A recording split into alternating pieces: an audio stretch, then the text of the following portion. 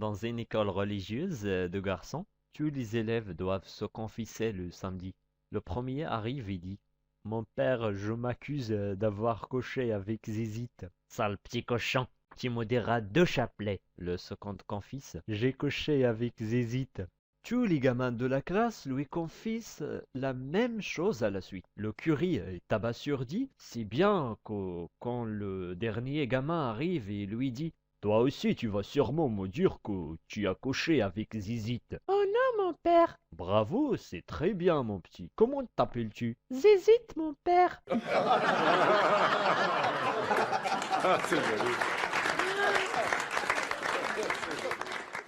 À l'entrée du cinéma, le colonel et sa femme se présentent à la caisse. Deux places, mademoiselle, je vous prie. Le couple s'avance vers l'entrée et soudain on entend: Mais qu'est-ce que vous faites? Le colonel revient à la caisse et demande: Deux autres places, s'il vous plaît. La caissière le sert et à nouveau on entend: Ah non, mais vous le faites exprès, hein? Il revient à la caisse et encore une fois demande: Deux autres, s'il vous plaît.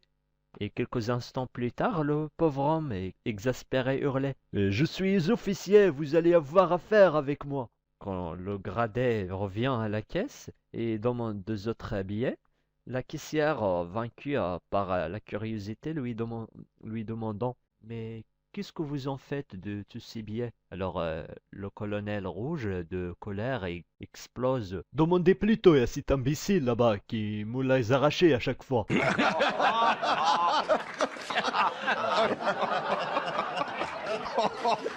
Dans un urinoir public proche des Champs-Élysées, un jeune appelé Provincial est abordé par un manchot qui lui demande un petit service.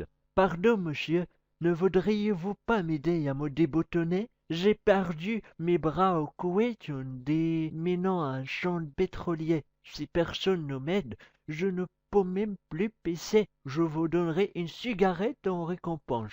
Près de pitié pour ce frère d'armes, l'appelé lui ouvre la braguette et lui tient l'instrument.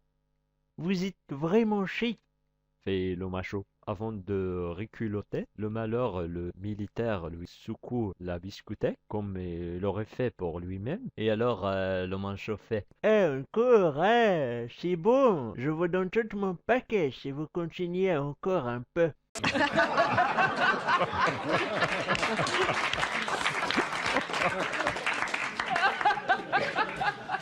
En classe, l'institutrice lance à ses élèves: Citez-moi des noms de choses qui ont des poils.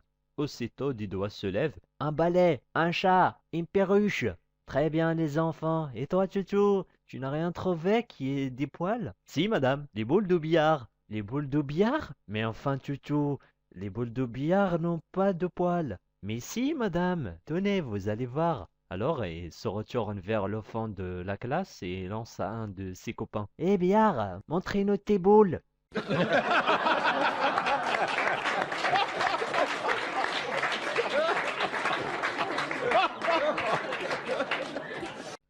Deux militaires discutant sous un gros arbre. Selon moi, c'est un mâle, fait l'un en montrant l'arbre. Non, non, pour moi, c'est une femelle. Non, non, c'est un mâle, je n'ai sûr. Ah bah non, j'ai dit c'est une femelle, regarde, c'est une femelle. Non, c'est un mâle, non, c'est une femelle. La discussion dure depuis une bonne demi-heure, quand soudain passe un paysan. Excusez-moi, monsieur, mais vous qui vous y connaissiez, vous allez pouvoir résoudre notre problème, demandant les deux hommes. Dis-moi, de quoi il s'agit? Il faut que vous nous disiez si cet arbre est un mâle ou une femelle.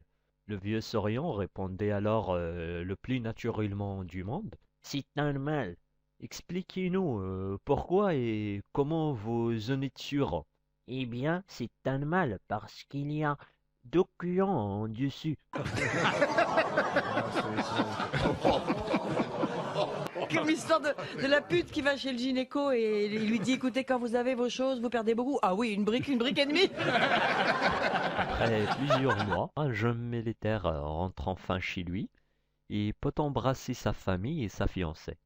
Lorsqu'il est seul avec elle, très angoissé, il lui demande de la lui montrer. La jeune fille, surprise, relève quand même sa jupe gentiment et baisse son slip. Ouf, heureusement, s'exclame le jeune homme. Tu l'as toujours, on m'avait dit que tu l'avais vendu.